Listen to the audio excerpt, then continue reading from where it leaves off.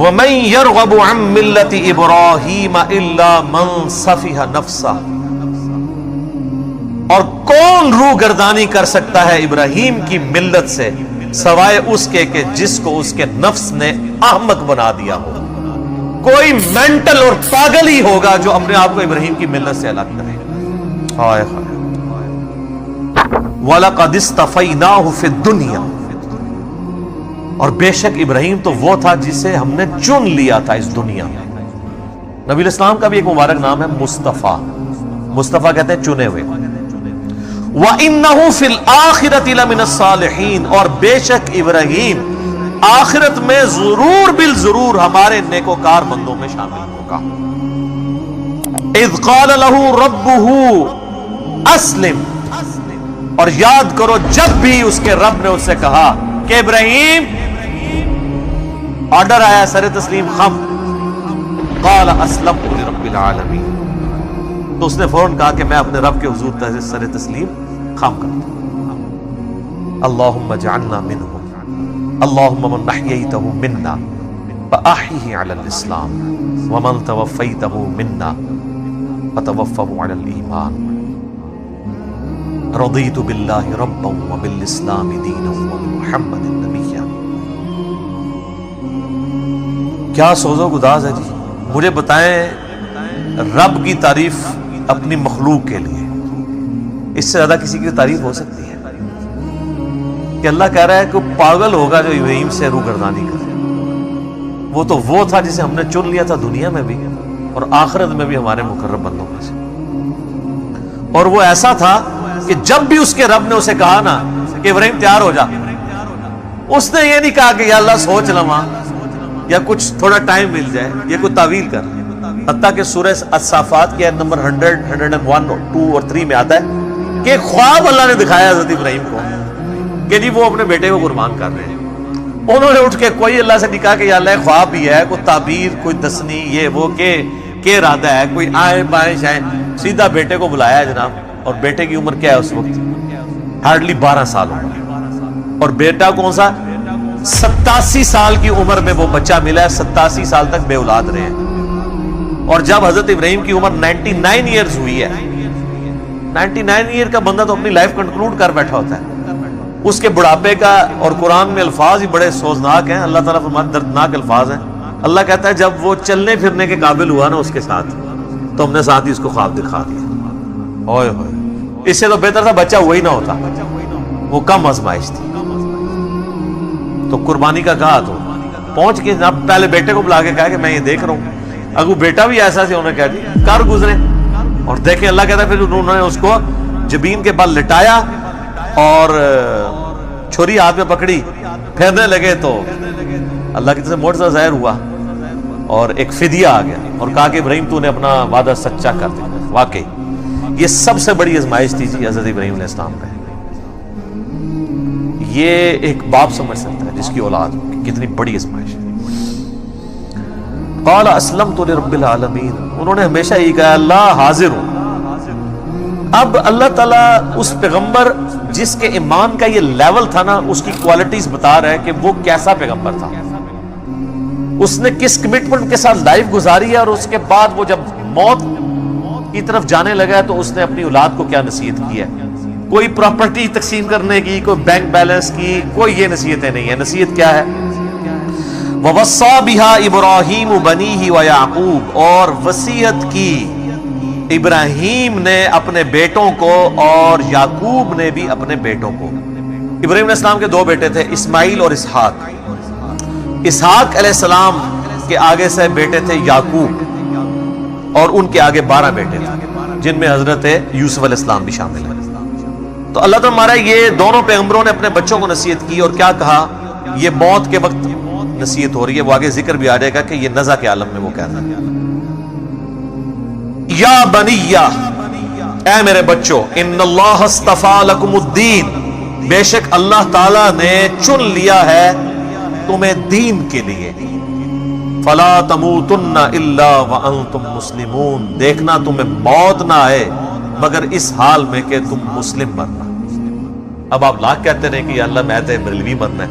میں بھی خیر 2002 میں جب عمرے میں گیا تو میں نے غلاف کعبہ پکڑ کے دعا کی تھی یا اللہ مجھے بریلوی مارے. حالانکہ یہ دعا کرنی چاہیے تھی. تو دعائیں قبول نہ ہو تو پریشان نہ ہوا کریں, اس میں خیر ہی ہوتی ہے. حالانکہ ایک بریلوی ہے, دیوبندی ہے, اہل حدیث ہے, شیعہ ہے, سب کو یہ دعا کرنی چاہیے کہ اللہ مجھے موت نہ دینا مگر اس حال کے اندر کہ میں مسلم مروں. ہائے ہائے ہائے. میرے بھائیو یہ مسلم جو لفظ ہے نا جی, یہ اللہ کو بڑا پسند ہے. وَسَمَّاكُمُ الْمُسْلِمِينَ, اس نے تمہارا نام مسلم رکھا ہے. اللہ اکبر. اللہ تعالی اتنی تعریف کر رہا ہے ابراہیم کی کہ وہ اللہ تعالیٰ کے لیے بس ابراہیم ہی ہے انسانیت میں. اس طرح ذکر ہے. اللہ تعالیٰ کیا فرماتا ہے, ابراہیم جس نے ہم سے وفا کی, سورہ النجم میں. سورۃ البقرہ میں اللہ تعالیٰ فرماتا ہے جب جب آزمایا ابراہیم کو اس کے رب نے تب تب وہ کامیاب ہوا. پھر سورہ صافات میں تو بڑی قربانی کا ذکر ہے کہ بیٹے کی قربانی مانگی. پھر اللہ نے کہا کہ سلام علی ابراہیم, سلامتی ہو ابراہیم کے اوپر. یوں ہی ہم جزا دیا کرتے ہیں اپنے نیکوکار بندوں کو. ہم نے اس کی قربانی کو انسانیت میں ہمیشہ کے لیے زندہ کر دیا. آج امت محمدیہ ہے لیکن قربانی کو کہتی ہے سنت ابراہیمی, حج کو کہتی ہے سنت ابراہیمی, اسلام کو کہتی ہے دین ابراہیمی. ملت ابیکم ابراہیم هو سماکم المسلمین. ملت ابیکم ابراہیم هو سماکم المسلمین من قبل وفی ھذا, پیروی کرو ابراہیم کی ملت کی جس نے تمہارا نام مسلم رکھ دیا تھا. من قبل, اس قرآن کے نزول سے پہلے, وفی ھذا, اور اس کتاب میں ہم نے بھی تمہارا نام مسلم رکھ دیا. اب اس سے زیادہ آپ کو کیسے سمجھایا جائے؟ باقی جتنی جگہ آتی ہیں نا وہاں پہ یہ فرقہ باز جو ہے نا مسلم کا جو ترجمہ ہے نا وہ اس اعتبار سے کرتے ہیں کہ وہ اس کی تفصیلات میں پڑ جاتے ہیں. ہم کہتے ہیں نا قرآن میں ہے یا ایھا الذین آمنوا اتقوا اللہ, یا ایھا الذین آمنوا اتقوا اللہ حق تقاتہ ولا تموتن الا وانتم مسلمون. اے اہل ایمان, اللہ کا تقوی اختیار کرو جیسا کہ تقوی اختیار کرنے کا حق ہے, اور تمہیں موت نہ آئے مگر اس حال میں کہ تم مسلم مرنا. تو وہ کہتے ہیں یہاں مسلم سے مراد ہے اللہ کے تابع فرمان ہو کر, یعنی اللہ کے سامنے سر تسلیم خم کرتے ہوئے مرنا. لیکن مرنا بریلوی, مرنا دیوبندی, مرنا اہل حدیث, مرنا شیعہ, لیکن پکے شیعہ ہو کے مرنا, پکے سنی ہو کے مرنا. مسلم کا مطلب ہے تابع فرمان ہو کر. اب مجھے بتائیں تابع فرمان اللہ اور اس کے رسول عز و جل و صلی اللہ علیہ وآلہ وسلم کا وہ ہوگا جو ان کا کہنا مان رہا ہے, یا وہ ہوگا جو بالکل الٹ چل رہا ہے, جو کہنا مان رہا ہے وَاعْتَصِمُوا بِحَبْلِ اللَّهِ جَمِيعًا وَلَا تَفَرَّقُوا. وہ کہتے ہیں نہیں جی وہ تو حدیث میں آیا کہ 73 فرقے ہو جائیں گے. جی حدیث میں آیا کہ 73 ہو جائیں گے, لیکن یہ تو نہیں کہا کہ بڑھاؤ. یہ دو الگ چیزیں ہیں. غیبی خبر کو انہوں نے عقیدہ بنا لیا. وہ تو سر صحیح مسلم میں آیا ہے کہ قرب قیامت میں عورتیں ایسا لباس پہنیں گی گویا کہ ننگی نظر آئیں گی, یا تو وہ چست لباس ہوگا یا باریک ہوگا. تو اس کا کیا مطلب ہے کہ نبی علیہ السلام نے ہمیں یہ حکم دیا ہے کہ اپنی عورتوں کو ننگا لباس پہنانا ہے, یا یہ مطلب ہے کہ ایسا ہوگا تم نے نہیں کرنا؟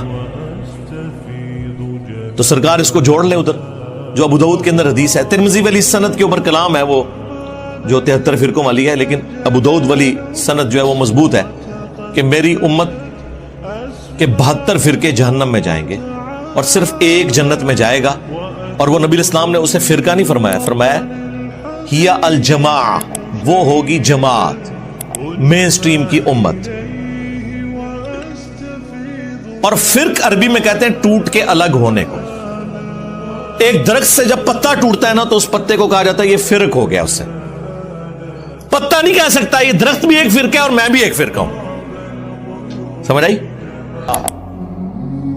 وہ یار چھوڑ دے سب سے بڑی بات رسول اللہ، قل اننی ہدانی ربی الی صراط مستقیم، اے نبی تم فرماؤ مجھے تو میرے رب نے سیدھا راستہ دکھا دیا، دینا قیما ملت ابراہیم حنیفا، دین جو کہ قائم ہے ابراہیم کی ملت پہ جو سب سے ٹوٹ کر ایک اللہ کے ہو گئے تھے، وما کان من المشرکین، وہ مشرک نہیں تھے۔